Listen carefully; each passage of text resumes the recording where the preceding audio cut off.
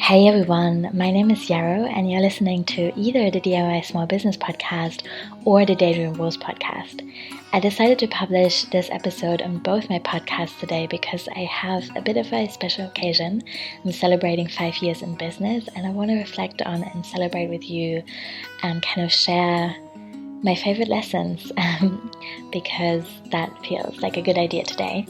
I hope you're not hearing the wind too much. It's really stormy in Scotland today, which is kind of romantic, but I hope it doesn't ruin the recording too much. A small announcement before we start. Next Sunday on the 8th and then on the 29th, I'm running a small workshop series on memoir writing and zine making. Started finally making zines again last year. I wrote all kinds of things about becoming a country queer, about things that I learned on the coastal path here, about grief and loss. I wrote a zine about relationships, and I have a lot more in the making. Including some on business stuff, actually. I have one that I'm writing on leaving social media and questioning things and what that meant and what I was like. And then I have one on the body as a business mentor as well that I'm really excited about. Anyway, so that'll be Sunday next week, and then on the 29th of March at 7 p.m. UK time, and that is free for Patreon. So if you're interested in that, you can become a patron, you can pledge $3 or more. You get access to all kinds of other stuff, including the Embodied Magic Archive, all my digital zines, recordings of the Tarot is a Light in the Dark class. You get monthly full moon check-ins with me, 10% off mentoring, so all kinds of cool stuff. Check that out if you want to come to those workshops. But now I want to share with you some of the most important things that I've learned over the last 5 years. And I want to begin by telling you really briefly kind of what the backstory of my business is. I have told that story many times before, and I'm really trying not to waffle too much here. But basically, 5 years ago today, I took a big online training on building a business, and I couldn't really afford it at the time. I paid in installments, one of which bounced. That was really embarrassing. And I learned a ton, and I also learned a ton of things that I didn't actually want to do. I became part of a community. It was how I met my first clients, and it's how I kind of got to know myself as a small business owner, I guess. I had been a freelancer before for many years, and I had all kinds of business ideas, but I had never not been in employment as well. I had never not been in employment before, basically. I had just done an MA in creative media, and I knew I couldn't carry on doing minimum wage freelance work without health insurance, or sick pay rather. I did have health insurance, but no sick pay. And I wanted to create more freedom and stability for myself, which sounds like such a weird phrase, but I knew I wanted to work creatively. I wanted to teach myself something that I was excited about. And so I went into this training kind of having really vague ideas. I was not planning necessarily to become a web designer. But in that training, I saw lots of people around me really struggling with working WordPress out. And I knew that was super easy for me. I had built all kinds of websites and found that really fun. So I was like, hey, this is maybe a cool idea. And I really started out trying to meet my most basic needs first. And that's kind of also leading me to my first big lesson that I've learned, is that it's super valid and important and essential actually to really think about what your basic needs are first in business, and to make sure that they're consistently being met, because anything else is just causing us anxiety, it's limiting our creativity, and it's making life really hard. And there's no shame in that, I think too often we hear about these rags to riches stories in business, and we think, well, if this person can do it, I should be able to do it. But actually, we have very different backgrounds. We have different levels of access to resources and guidance and time and investments. And so our journeys are really not comparable at all, and it's important that we think about the basic income that we need in order to feel safe, or things like health insurance, housing, access to food. And if we can't sustainably meet these needs, that's going to make our business journey really hard. And we have to remember that very likely that is not our fault. There are structural issues at play that sometimes make that hard for us, and we definitely deserve those things, and we deserve space and time to figure out how we can meet those needs. or get them met with support from other people and communities. So coming back to the story of my business. So in my first year after doing that training, I saw that web design was something that I really enjoyed, and it was pretty easy to market because so many people were struggling and didn't really feel like doing it themselves. And so I highly underpriced myself in the beginning, and I found my first few clients, built my portfolio, taught myself a ton, spent lots and lots of sleepless nights figuring tech stuff out, learning about color theory and graphic design and all kinds of things. And eventually I kind of felt confident to say, yeah, I'm a web designer. This is really what I love doing. And it grew from there. And then I noticed that lots and lots of people were approaching me with other tech problems, like how do I integrate my newsletter, or how do I set social media scheduling up? And I began offering hourly tech support, which was really also super fun to do. And it really just came super organically. And then I realized that on my website I still had a lot of old personal writing. Had been blogging since I was a teenager, which is more than 15 years now. Oh my god. And so I had these old personal pieces on there, and the more that I really saw my business and myself as providing web design and tech support or design support, the less it felt kind of sensible to have that kind of old writing on there as well. So I created a new blog called Daydream Rules, which was initially really just for me to express my thoughts about life, some of which feel really awkward and cringy to me now, so they're hidden. But a little bit into doing that, maybe half a year or so, I started podcasting because writing kind of suddenly became a little bit stale, and I wasn't excited about blogging so much anymore. I wanted to start podcasting. And in the beginning, I really thought it was just going to be me talking about stuff that was presently on my mind. And then I started inviting people, and it grew really quickly from there. And so Daydream Rose is its own beautiful space now. It's a community of people. It's connected to a Patreon. I offer all kinds of programs and workshops, and I think it's also become a place in which I really share my bodywork trainings and my journaling practices, the way I incorporate ritual into my life, the way I think about community and self-care.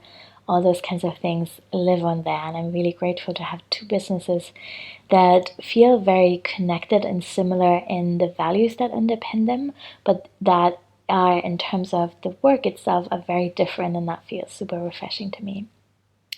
So that's the story.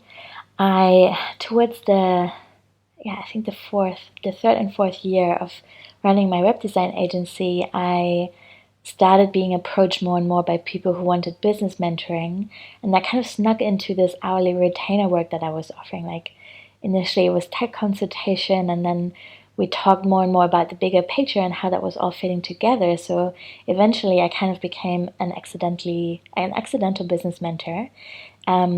I had always had conflicting feelings about that profession as such and the industry as a whole, the kind of messages that are very prevalent within business mentoring. But then also it felt really like it was coming together very organically, and I felt that I stood behind what I was offering and how I was supporting people. So that's what I do as well now. That's the backstory. And now, finally, let's get to the lesson. So, like I already said, the first big thing that I learned is really that it's so important to get our basic needs first met before we think about expansion and creativity and building community.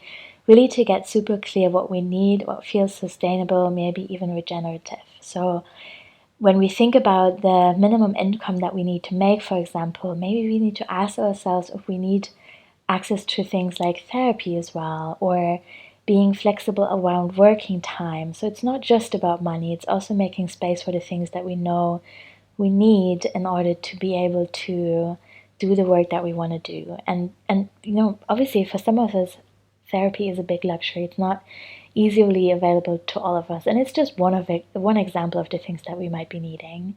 But I think it is important that we ask ourselves that question without shame. The next lesson that I learned is that unlearning competition and comparison is really an ongoing process, and it's so important. I think if I could name one thing other than anxiety about money that has really strained me in the first 2 years in what I was doing, it is comparing myself and not understanding that our journeys are not comparable, that we have different backgrounds and privileges and access to different things, and that therefore it is impossible to say for me that I'm behind or not good enough, because it's so unique, and I think it's also easier said than done. I think it's totally normal, especially in the beginning, to look around yourself and see, oh, damn, like this is something I would really like to have for myself. And I wonder why I'm not there yet, or I wonder why I can't have that yet. I think that's super human as well. And I'm inviting everyone to be gentle around that as well. The next thing I learned is that we really need intimate relationships. So, not just people that we follow on Instagram and sometimes maybe comment on each other's posts with, but people that really are up for witnessing our journey and are committed to being in communication and in mutual support and solidarity. I'm part of an informal mastermind, for example, that's been running for over 2 years, and I really appreciate that so much because we have seen each other through so much and we know each other quite well, and that's really beautiful and super valuable to me, and it doesn't have to cost any money. I have another episode on the DIY business podcast on forming a mastermind and what to think about and why it's so valuable if you're interested in that. But I really think that we thrive in relationships, and I think there's a lot of stuff around office politics and professionalism that felt really hard for me to navigate when I was in employment, and I thought working relationships would always be hard, and that friendship really didn't really have a place in that world, which I now, God, it feels so terrible about, because I am friends with really good friends with other business owners, and that's really important to me because I need people in my life that really understand what it's like, that can share my frustrations and wins, and that are having similar values and interests. So yeah, find those people and really try to reach out to them, and also think about what a relationship like that could look like. And it doesn't have to look any particular way. Maybe you're just sending each other voice messages every now and then. Maybe you have a Zoom call once a month, but it's really important to have business friendships. The next thing feels really common sense to share, and I'm a bit self-conscious about that, but I think we really need to rethink success. And what I mean by that is obviously that there are, even in the alternative world of small businesses on Instagram, there are certain stories about what success is, and that could be you make 6 figures, but it could also be you are successful when you are a skinny, white, cis woman having a healing practice, and having 10,000 followers, just to give you another example. And I think, again, it's superhuman to be influenced by those things because they are very much in our collective consciousness. But I really think that so much peace and grounding and stability and self-trust comes from knowing what success actually means to us uniquely and individually. And so I also think that that has to do with so many other things that are not related to money. And money obviously is a big part of that. Again, we want to make sure that our basic needs are consistently met. Maybe we want to have some room for expansion and stability and healing around money as well.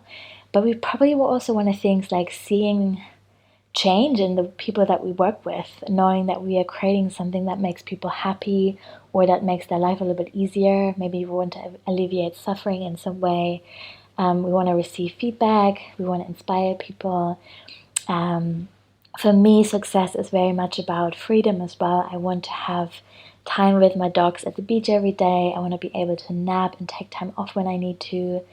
Really want to be able to be myself as well. I want to feel that I don't have to perform in any particular way on Instagram, on my podcast, wherever, really.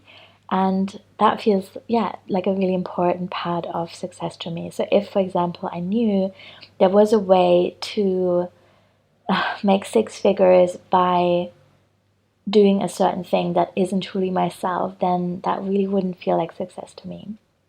And the next thing I learned is that boundaries really are super important, which is a bit of a jump in topic, but I just really see that as again and again. I think it's super important that we communicate clearly what we're offering and what we're expecting from people in exchange, that we make very clear agreements, because everything else is just leading to resentment, and that's stifling our creativity. I know this feeling in my body that when I feel resentful about a working relationship I have with someone, it just ruins a lot that I'm doing, and it doesn't feel good. And I think in the beginning I was often offering discounts that I didn't actually feel good about, or compromise deadlines in some way, work weekends because I knew someone needed to get something done really quickly when actually they could have contacted me a few weeks earlier, that kind of stuff. And it's just not sustainable. It's not good. Don't do it if you can avoid it. And really making that a priority to know your own boundaries, and then making sure that they're being respected as well, is gonna support your creativity so much, I think. I think, yeah, the next thing I want to touch on is that I think it's really important to make time to work on your business rather than in it. And what I mean by that is that working in your business, in my case, for example, that means doing client work, sorting tech solutions out, designing stuff. And working on my business is sitting down, checking in with myself about the bigger picture vision. It's stuff like updating my website copy, thinking about the kinds of support I need, the things that I want to learn, the goals that I'm setting for myself for the next quarter. And it's really important to consciously create time, boundary time in your calendar for that. And I think some mistakes that I've made, especially in the beginning, was like scheduling time to work on my business in my calendar, but always letting that be the first thing to go when things got hectic. And it meant that I sometimes felt out of touch with my bigger picture vision and my why, and that's not sustainable. I really see that people in the DIY business community who show up for the live calls consistently and make that space for reflection on business journey stuff with other people feel so much better about what they're doing, and have so much more clarity and resilience for difficulty as well. And so that's something I really recommend prioritizing. Taking breaks, I think, is also really, really important. I've been off social media for 6 months. I've recently come back and I really enjoy that, and I will record a whole other episode on that. But basically, I really feel like I needed to prove to myself that I didn't need to be on social media in order to have a business. And that was really important for me to understand. I also felt that the time that I saved in that half year, I've poured into lots of other ways of creatively expressing myself. And now that I'm back, I feel a little bit more courageous around sharing controversial stuff and being a bit opinionated, which, like obviously I have shared opinions before, but just seeing and really being in that experience that my business didn't collapse just because I wasn't on Instagram gave me more confidence in just telling the truth. And that was something really important that I needed to do for myself. And then finally, I'm learning at the moment that your body really can be the best business mentor. I have a whole post series on that on Instagram that you can check out. There's more to come in the next week. But basically, I work with someone called Marissa of cyclicalbody.com. And in that mentoring relationships, I really kind of learned to lean into my own body as a source of guidance and inspiration. I think in moments of contraction in business, we often have this urge, or I have that a lot, and I know that other people have it too. I don't know if that's the case for you. But sometimes there's this emptiness inside where we're like, oh my gosh, this is so hard. I have to make so many decisions every day, and I just have this decision-making fatigue, and I can't hear my inner voice anymore because I'm on social media, and there's all this shouting, and I don't know what's right for me anymore. And also I'm holding space for other people all the time, which is beautiful, but it's also really creating a need in me to be held by other people and to be in someone else's container. And so I think I've sometimes wished for mentoring or bought programs out of that kind of insecurity. And that hasn't always worked because no one really at the end of the day can tell you what to do. That's not how I view my working relationship with my business mentoring clients at all. Like, what I believe I do is hold space for them to explore what might or might not work for them. And I share resources and support and inspiration, of course. But at the end of the day, we have to make our own decisions and know what's right for us. There is no blueprint, which is heartbreaking. I know. I wish I wish there was sometimes, but there isn't. And so what I've learned really is to listen to my body more. When I think back to where I was exactly 10 years ago, I was 24 and working in Berlin as an HR manager full-time for an e-commerce startup, but also studying for a distance degree full-time, and I burned out. I was written off work, sick by my doctor for several weeks, and I cried a ton. It was a really difficult time because I thought I had done everything right. I had progressed so quickly within that company. I was studying something I really wanted to study, which was creative writing and social science, and I was so unbelievably exhausted because I wasn't listening to my body at all. And of course, my body would have told me that working full time and studying full time isn't working. And my body is telling me so many other things. It's also telling me that truth telling in marketing is really important, or that I have to question what professionalism means to me and how I express myself.